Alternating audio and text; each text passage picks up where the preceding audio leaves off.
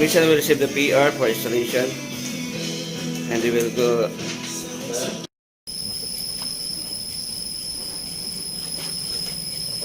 In this process, the technician will withdraw the materials needed for the installations. The requirements in withdrawal materials is the handover. Without handover, they cannot withdraw any materials.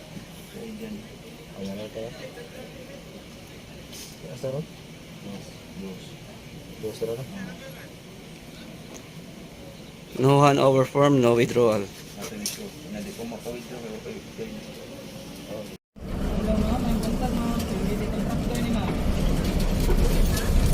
Kontraktor ni ma'am.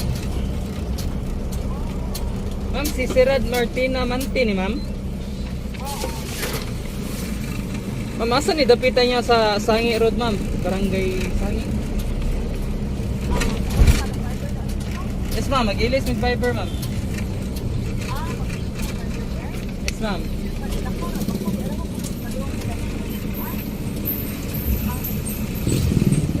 Yes ma'am.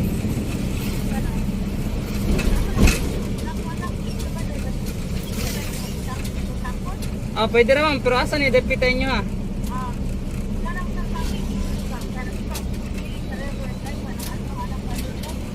River daw. River of Life?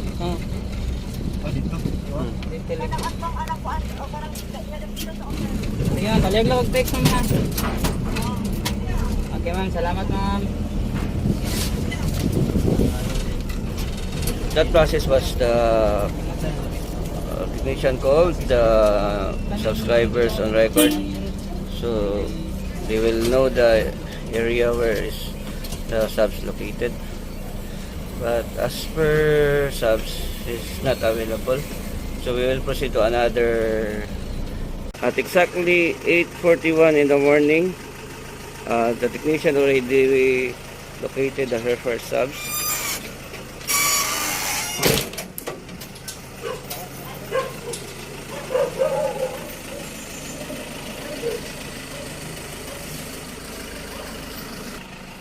Technician already surveyed the area, and they have found a facility which is only a drop span.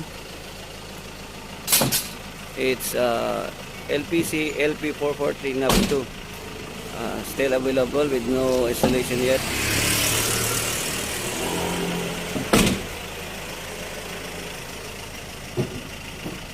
As of now, they are preparing for the installation. They are setting up.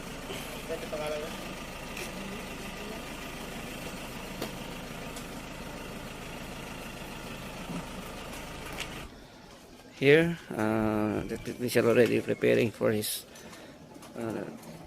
safety or PPEs.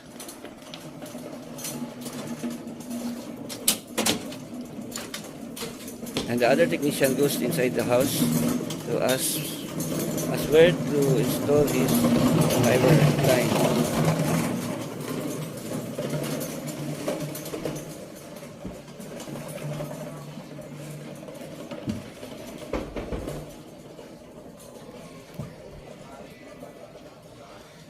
Both technicians have their own responsibilities to make.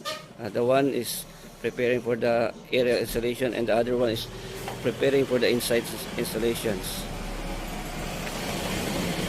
Mr. Basagdan, a fiber home technician, is already checking the area as to where the line will pass through.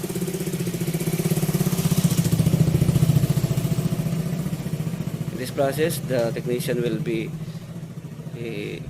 have an idea as to where to pass the FOC, and the subscriber will allow it.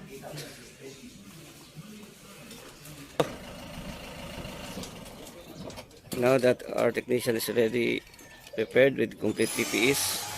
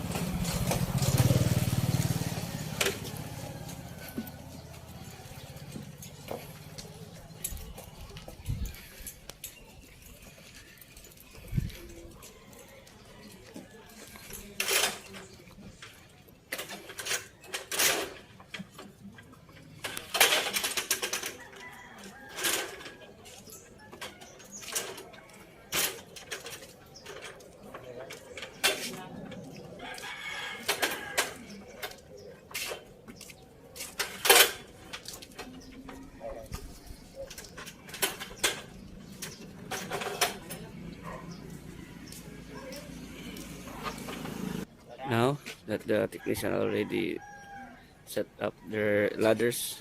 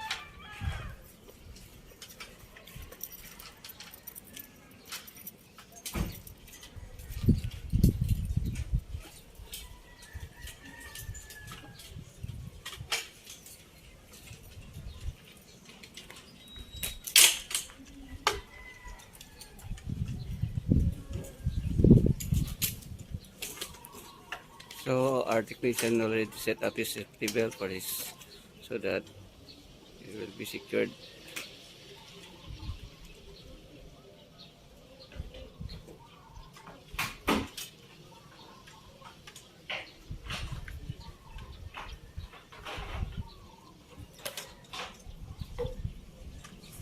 He's inserting in the first bridle ring and the second bridle ring.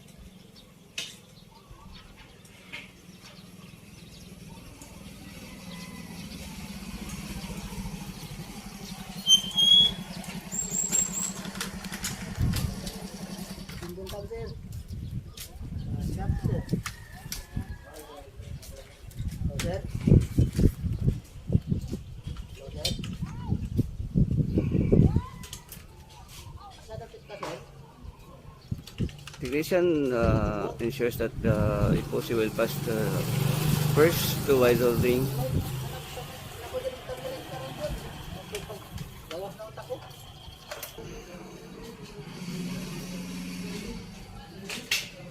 At the same time, the other technician is preparing the inside installations. In this way, the two technicians will be performing different tasks in just one installation.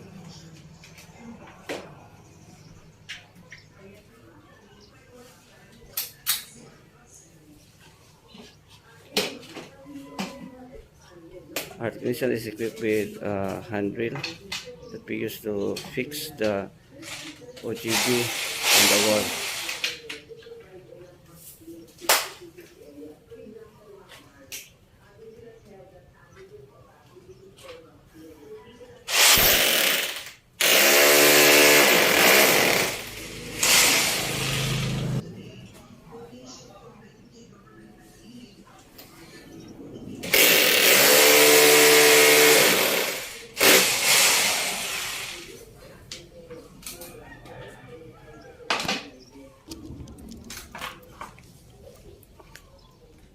Okay, if electrician general will perform the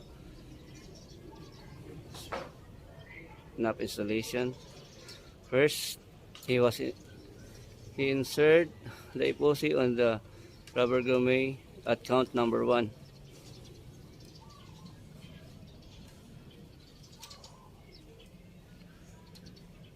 At this moment, is making a loop. This loop will be the maintenance loop in case there will be trouble. Now that the FIC installation at NAP is done, technician will transfer to another side. So probably in the span.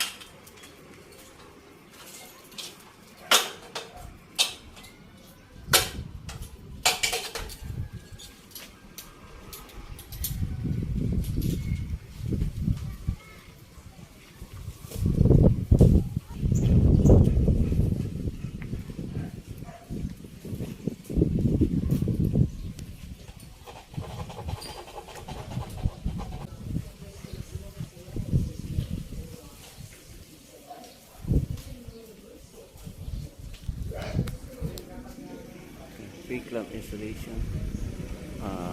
We'll be using the Mickey Mouse P-clamp fiber clamp installation.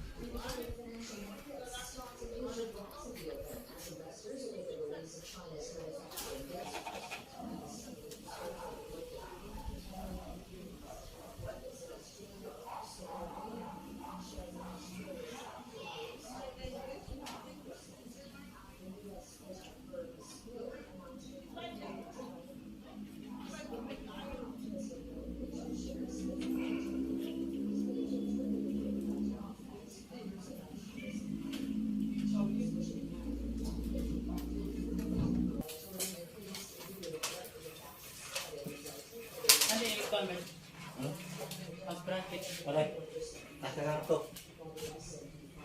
Ay, bracket aray.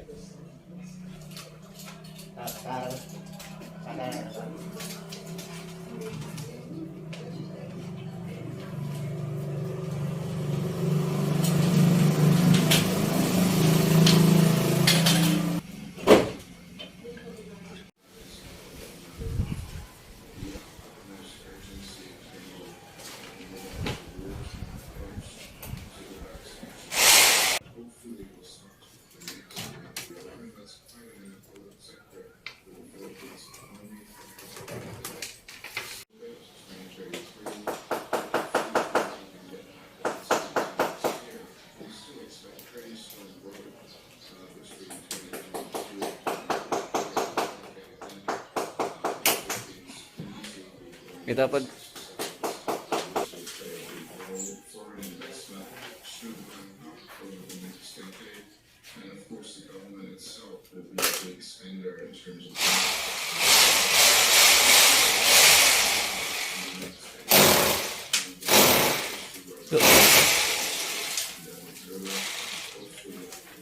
Thank you. Moving on with the rest of the news, a U.S. government ban on residential evictions expires, putting millions of Americans at risk of being forced from their homes. The expiration will be a blow to U.S. President Joe Biden, who made a last-ditch request to Congress to extend the moratorium, citing the raging Delta variant.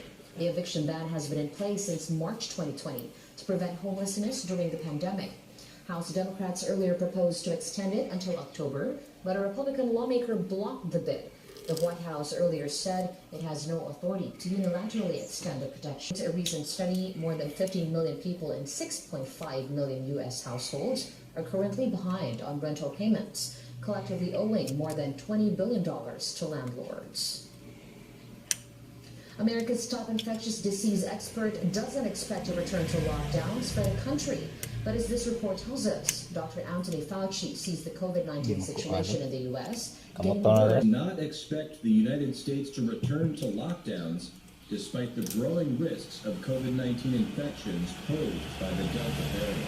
I don't see that at all happening. Fauci's comments on Sunday follow a recent interview with Reuters during which the director of the National Institute of Allergy and Infectious Diseases said he did not see there being a nationwide vaccine mandate either, but hoped that full FDA approval for COVID-19 vaccines would come this month. The middle of August. And spur more Americans to get shots to slow a rising infection rate. It's going up. How far up it goes is...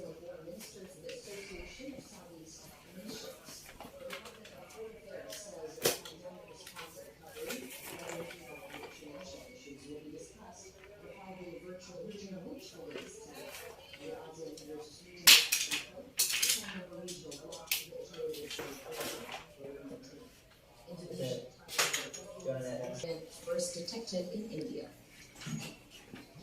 Let's get more insight on how the looming hard lockdown in the National Capital Region will affect the Philippines' overall economy. We are joined by Michael Langham. What's your first name na to, sir? Giovanni. Michael, Thank you. Thank you so much. Unfortunately, and again, that's devastating for the Philippine economy. Essentially, as we highlighted before, the Philippine economy is so driven by domestic activity, accounts for over 2/3 of output.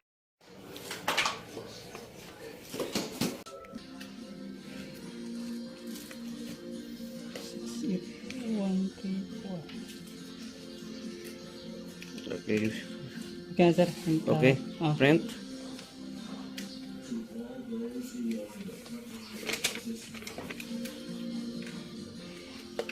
Okay. We have the level for the knob.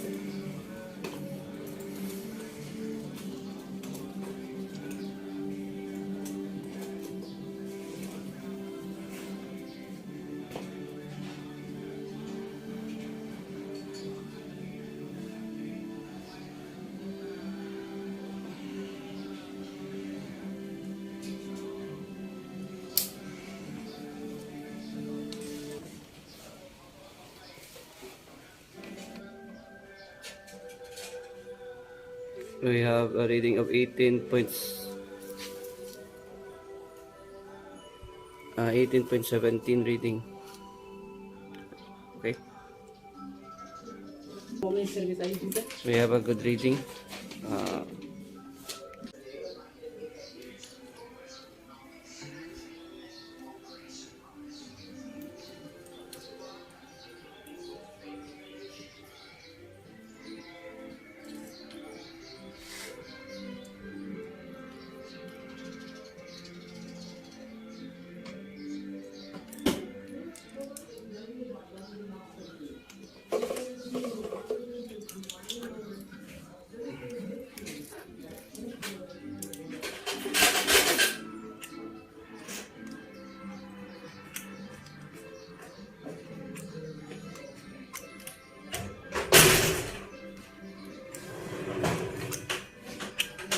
you can see we have other defective lever. There is a lever we cannot cut.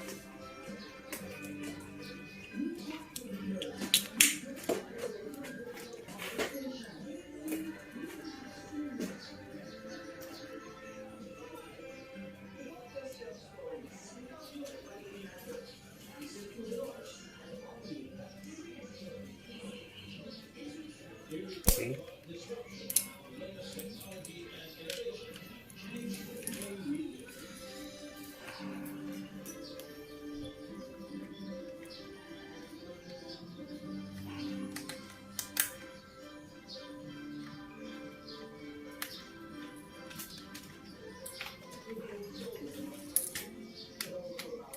IO OGB installation, our insertion will be always on the right,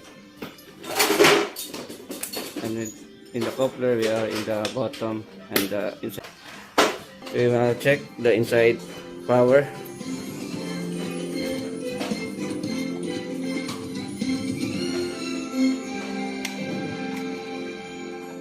This is the Philippines. And we are ANC.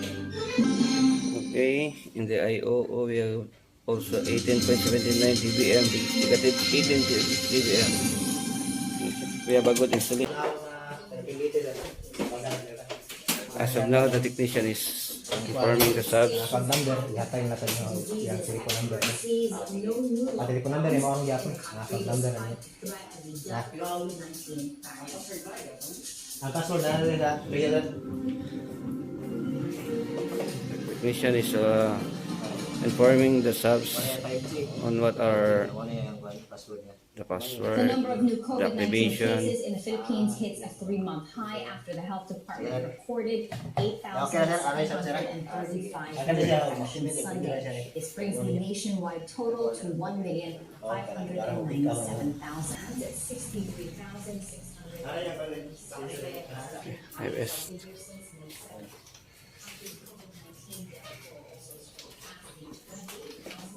Okay. We already done the FTTH installation from facility to the house premise. We have a project 0. That means including inside wiring. Our technician, Jaffer Pasagdan and Steve Marcia General.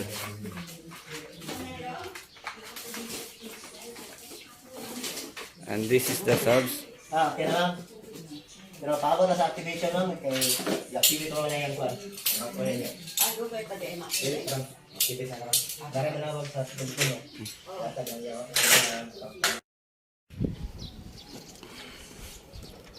After this, the technician will go to another site for another installation. Maybe at a Sangik area Paho. Barangay Paho. Thank you guys. Thank you.